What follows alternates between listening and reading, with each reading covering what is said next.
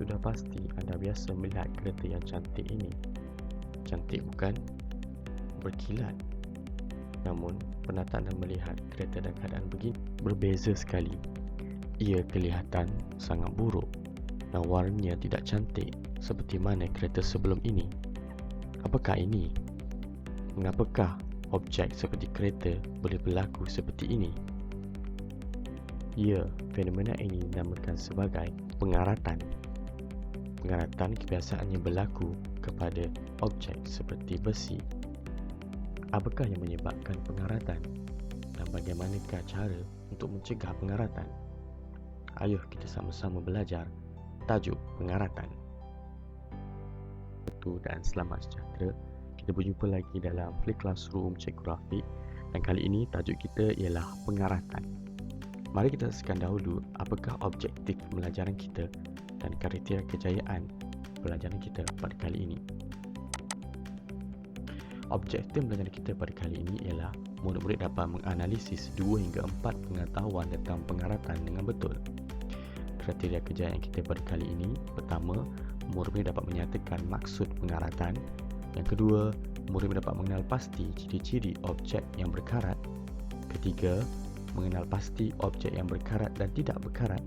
Dan yang keempat, membuat kesimpulan faktor yang menyebabkan pengaratan. Baiklah murid-murid, untuk aktiviti yang mengujakan kita pada kali ini, murid-murid boleh laksanakan ini, iaitu air bertukar warna.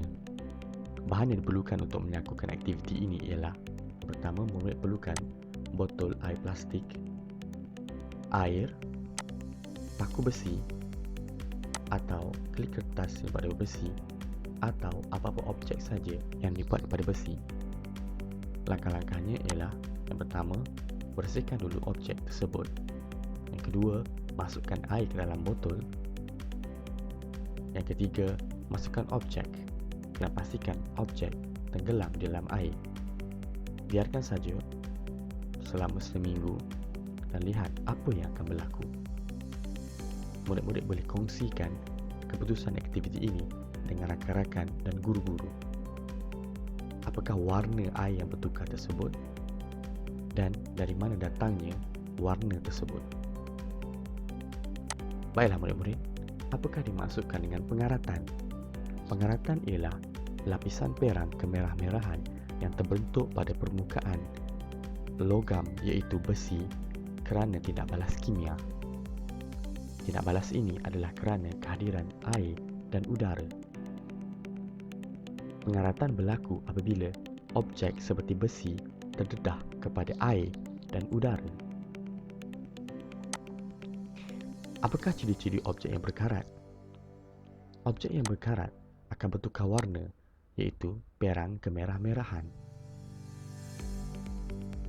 Yang kedua, objek yang berkarat juga akan kelihatan kasar, tidak licin.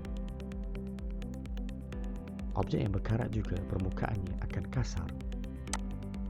Yang ketiga, objek yang berkarat boleh menjadi rapuh. Dan yang keempat, objek yang berkarat akan menghasilkan bunyi yang kuat. Ini adalah ciri-ciri objek yang berkarat. Dapat tak murid-murid kenal pasti ciri-ciri ini pada objek di sekeliling murid-murid? Cuba murid-murid lihat pada engsel pintu rumah murid-murid. Adakah sudah berkarat? Adakah ia mengeluarkan bunyi yang kuat? Adakah ia kasar atau berubah warna? Sekiranya ada ciri-ciri tersebut, maka objek tersebut telah berkarat. Baiklah murid-murid, mari kita pasti pula objek yang mana berkarat dan yang mana tidak berkarat.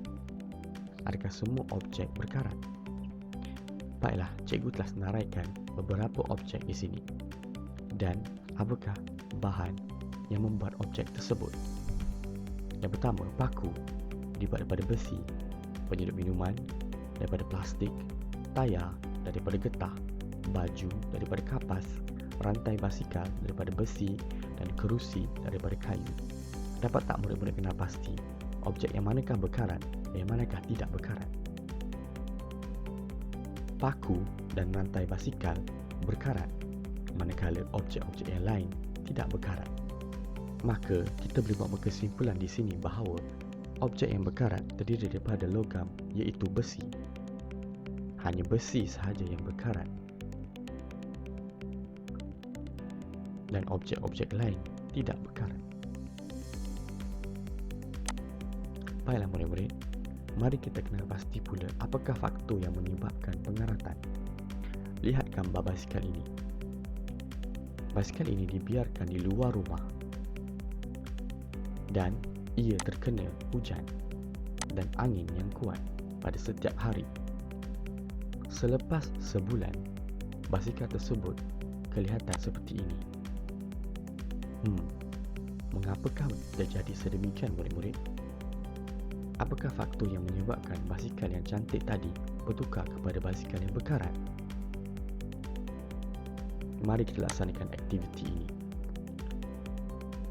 Baiklah murid-murid, ini adalah aktiviti untuk melihat apakah faktor yang menyebabkan pengaratan. Terdapat 4 tabuk uji A, B, C, D yang diletak glue besi. Apakah permasalahan daripada aktiviti ini? Ya, permasalahannya ialah apakah yang menyebabkan pengaratan? Adakah objek yang terdedah kepada air dan udara berkarat seperti mana basikal tadi? Apabila ia terdedah kepada air hujan dan angin pada luar rumah, ia berkarat. Mari kita buat hipotesis. Mungkin air dan udara menyebabkan pengaratan pada objek seperti besi. Macam mana kita nak menguji hipotesis kita murid-murid? Ya, kita laksanakan eksperimen. Baiklah murid-murid, dalam eksperimen ini, di setiap tabung uji ini akan diletakkan bahan yang berbeza. Baik, yang pertama, tabung uji A diletakkan bulu besi sahaja. Tabung uji B diletakkan bulu besi dan kalsium klorida kontang. Tabung uji C diletakkan bulu besi, minyak dan air didih. Manakala tabung uji D letakkan bulu besi dan air pahit. Baiklah murid-murid, ini adalah keadaan yang kita ubah. Mari kita lihat secara terperinci apakah pemboleh ubahnya. Kita tadi telah meletakkan keadaan yang berbeza pada tabung uji A, B, C dan D. Tabung uji A hanya terdapat bulu besi. Maka dalam tabung uji A terdapat udara dan air. Air tersebut hadir dalam bentuk wap air dalam udara. Tabung uji B pula terdapat bulu besi dan kalsium klorida kontang. Maka dalam tabung uji B tiada air dan tiada udara.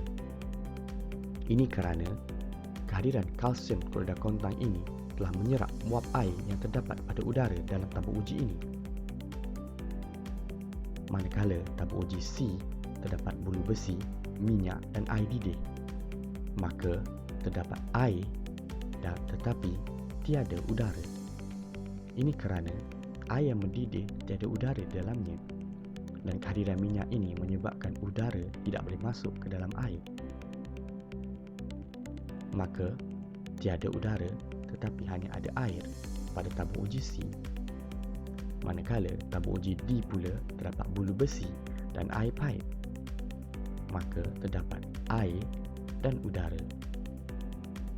Oleh sebab itulah, apa yang kita ubah dalam eksperimen ini ataupun boleh ubah dimanipulasinya ialah kehadiran air dan udara. Kerana setiap tabung uji ini berbeza kehadiran air dan udaranya. Boleh tak murid fahami perkara ini? Ya, bagus. Seterusnya, apa yang diperhatikan ataupun pemboleh ubah bergerak balas? Selepas eksperimen, apa yang murid perhatikan? Apa yang perkara yang murid-murid ingin lihat? Ya, kita ingin melihat keadaan bulu besi A, B, C dan D ini. Maka, pemboleh ubah bergerak balasnya ataupun apa yang diperhatikan ialah keadaan bulu besi. Dan yang terakhir, apa yang sama atau dimalarkan dalam eksperimen ini ialah, ya, kita menggunakan bulu besi yang sama. Maka jenis bulu besi. Baiklah murid-murid, Ini adalah penerangan penggunaan kalsium klorida kontang. Ia digunakan untuk menyurat kelembapan supaya keadaan dalam tabung uji kekal kering. Kalsium klorida kontang juga murid-murid dapat kenal pasti terdapat pada kasut yang murid baru beli.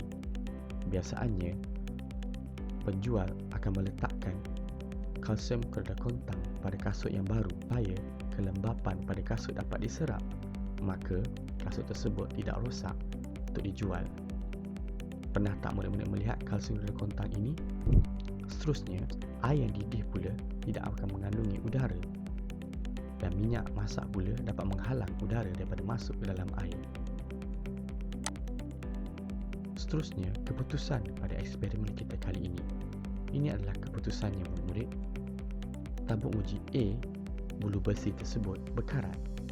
Tabung uji B tidak berkarat.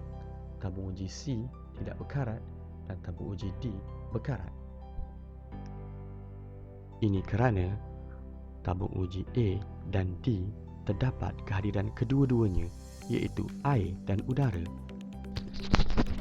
Manakala tabung uji B tidak terdapat kehadiran air dan udara.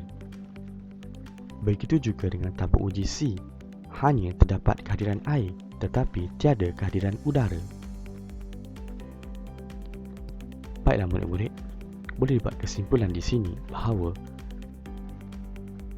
pengaratan hanya berlaku jika objek seperti besi terdedah kepada air dan udara. Adakah hipotesis murid-murid dapat diterima? Ya, hipotesis dapat diterima, iaitu air dan udara menyebabkan objek besi berkarat.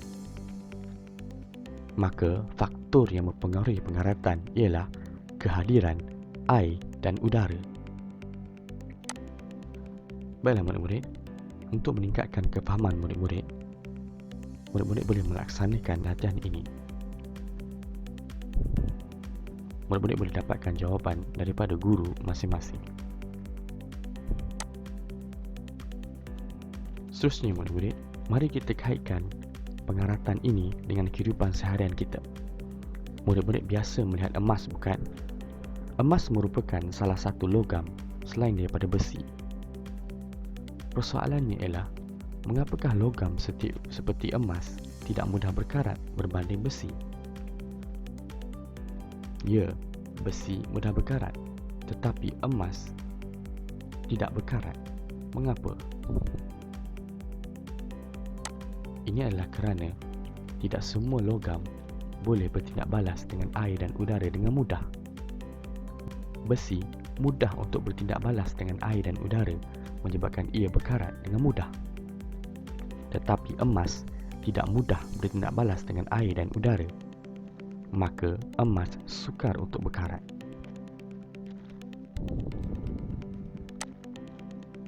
Baiklah murid-murid, kesimpulan kepada pelajaran kita pada kali ini ialah karat ialah lapisan perang kemerah-merah yang terbentuk pada objek seperti besi. Objek yang berkarat mempunyai ciri-ciri berikut: rapuh, kasar, tidak cantik dan boleh menghasilkan bunyi yang kuat. Objek yang dibuat daripada besi boleh berkarat. Faktor yang menyebabkan pengaratan ialah objek terdedah kepada air dan udara. Sampai di sini dulu murid-murid.